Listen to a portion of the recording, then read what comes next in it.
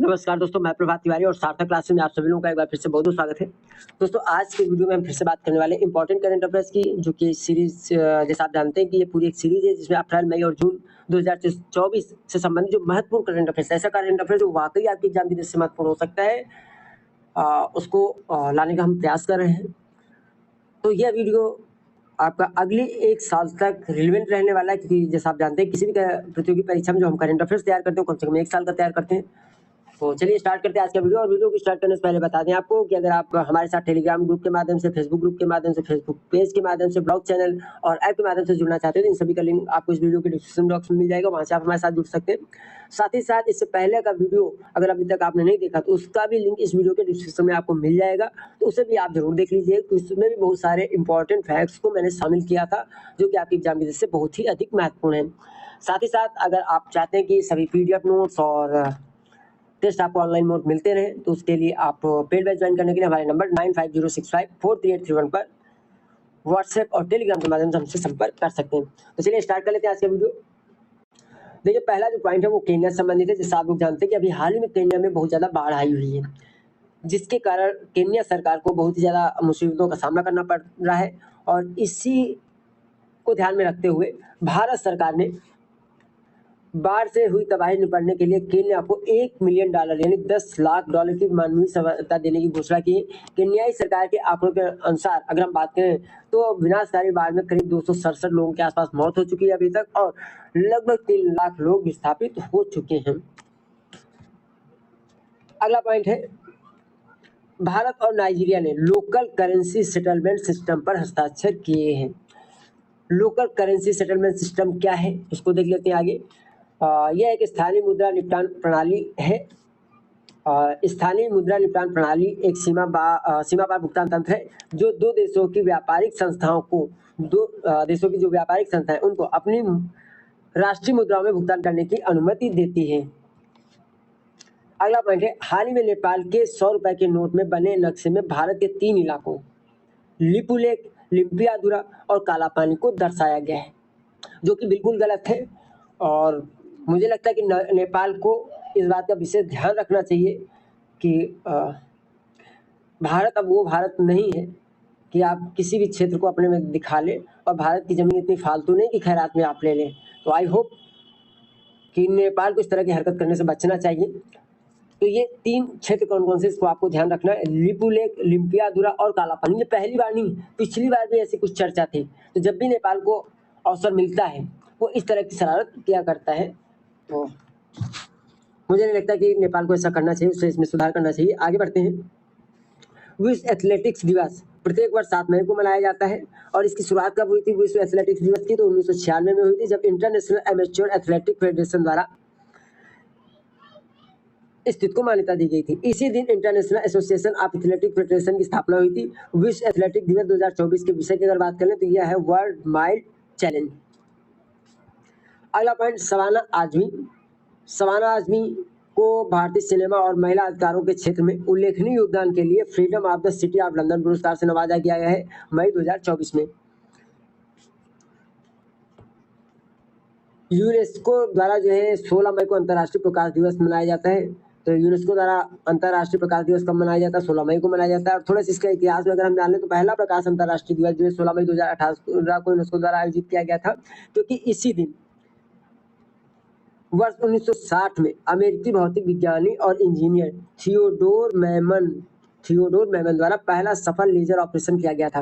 अंतर्राष्ट्रीय प्रकाश दिवस 2024 के अगर विषय की बात करें तो यह है हमारे जीवन में प्रकाश। हमारे जीवन में प्रकाश अंतर्राष्ट्रीय प्रकाश दिवस 2024 का विषय है। प्रत्येक वर्ष साथ ही साथ 16 मई को जो है सिक्किम राज्य दिवस भी मनाया जाता है।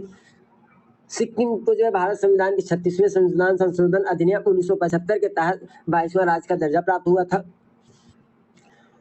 ओलंपिक चैंपियन नीरज चोपड़ा ने फेडरेशन कप 2024 एथलेटिक्स मीट में पुरुषों के भाला फेंक फाइनल में 82.27 मीटर थ्रो के साथ स्वर्ण पदक जीता। एशियाई एथलेटिक्स चैंपियनशिप के रजत पदक विजेता डीपी मनु ने इस प्रतियोगिता में 82.06 मीटर के साथ रजत पदक, और उत्तम बाला साहेब पाटिल ने 78.39 मीटर के प्रयास के साथ कांस्य पदक जीता। देखिए यहाँ पर जो नीरज चोपड़ा काफी प्रख्यात नाम है भाला फेंक से संबंधित। लेकिन 2 अन्य नाम भी इसमें है जिनको रजत पदक और कांस्य पदक दिए गए प्राप्त हुए हैं। कौन-कौन नाम जिनको आपको याद रखना है? डीपी मनु और उत्तम बाला साहेब पाटिल। क्योंकि यहाँ से क्वेश्चन बन सकता है कि डीपी सिंह या उत्तम बाला साहेब पाटिल का संबंध किस खेल से है? तो भाला फेंक से। अगला पॉइंट, रेड क्रॉस की स्थापना रेड क्रॉस की स्थापना हेनरी ड्यूनेट, जिनका जन्म 8 मई 1828 को जिनेवा स्विट्जरलैंड में हुआ था, के द्वारा की गई थी। इसलिए उनके जन्मदिन के अवसर पर ही 8 मई को विश्व रेड क्रॉस दिवस मनाया जाता है। और पहला अंतर्राष्ट्रीय रेड क्रॉस दिवस कब मनाया गया था? तो यह मनाया गया था 1948 में। विश्व रेड क्रॉस दिवस 2024 के अगर विषय की हम बात कर ले तो यह विषय मैं खुशी से देता हूँ, और जो खुशी मैं देता हूँ वह एक पुरस्कार है। इंग्लिश ट्रांसलेशन आप चेक कर लीजिएगा इसको। जोस माउल मुलिनो जो है पनामा के नवनिर्वाचित राष्ट्रपति हैं। एंड अगला, IIT Madras incubated semiconductor startup Mindgrove Technologies ने सिक्योर आईओटी नामक भारत का पहला वाणिज्यिक उच्च प्रदर्शन एसओसी लॉन्च किया है। एसओसी यानी चिप पर एक सिस्टम है।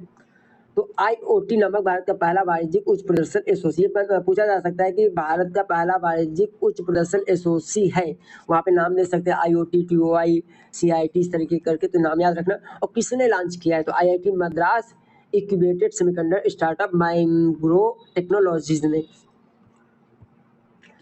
एंड अगला नाम है रस्किन बॉन्ड से संबंधित। तो एक प्रसिद्ध लेखक रस्किन बॉन्ड को साहित्य अकादमी फेलोशिप से सम्मानित किया गया है। इससे पहले भी इनको कई सारे अवार्ड ऑलरेडी मिल चुके हैं रस्किन बॉन्ड जी को। तो कौन कौन से? जैसे कि आवर ट्रीज स्टिल गो इन दोहरा के लिए 1992 में साहित्य अकादमी पुरस्कार, 1999 में भारत सरकार द्वारा पद्मश्री, और 2019 में पद्म भूषण, साहित्य अकादमी द्वारा बाल साहित्य पुरस्कार 2012।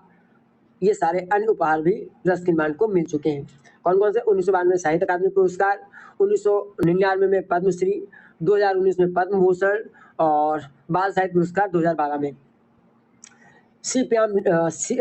पी श्याम निखिल को दुबई पुलिस मास्टर शतरंज टूर्नामेंट में तीसरा और अंतिम ग्रैंड मास्टर नाम हासिल करके 50वें ग्रैंड मास्टर बन गए हैं। तमिलनाडु से संबंधित है और उम्र की बात करें तो करीब 31 वर्ष उम्र है। इस उपलब्धि को हासिल करने के लिए उन्हें 12 साल का इंतजार करना पड़ा। किसे? पी श्याम निखिल को। यानी आज से 12 साल पहले भी एक अवसर आया था जब P Shyam Nikhil grand master बन सकते थे, लेकिन किसी कारणवश कुछ पॉइंट से चूक गए थे। केरल की जीना जस्टिस को कैम्ब्रिज शिक्षक पुरस्कार के लिए नामित किया गया है। गेटेक्स 2024 दुबई वर्ल्ड ट्रेड सेंटर में वैश्विक शिक्षा और प्रशिक्षण प्रदर्शनी है, इसका आयोजन किया गया है। तो प्रश्न पूछा जा सकता है कि वैश्विक शिक्षा और प्रशिक्षण प्रदर्शनी गेटेक्स 2024 का आयोजन किया गया, उसके आगे आपको ऑप्शन दिए जा सकते हैं। तो दुबई में आयोजन इसका किया गया। Institute for energy economics and financial analysis द्वारा प्रकाशित एक संयुक्त रिपोर्ट के अनुसार स्वच्छ ऊर्जा अपनाने के प्रति मजबूत प्रतिबद्धता दिखाते हुए कर्नाटक और गुजरात ने स्वच्छ बिजली परिवर्तन की दिशा में अधिकतम प्रगति की है। यानी इस रिपोर्ट के अनुसार institute for energy economics and financial analysis की रिपोर्ट के अकॉर्डिंग स्वच्छ ऊर्जा अपनाने में कौन से राज्य पहली पोजीशन में है? तो यह है कर्नाटक और गुजरात, जबकि पश्चिम बंगाल, बिहार और यूपी जैसे राज्य इस क्षेत्र में बहुत पीछे हैं। रिपोर्ट ने इन राज्यों के प्रदर्शन को 4 आयामों के आधार पर मापा है, और ये 4 आयाम कौन है? पहला है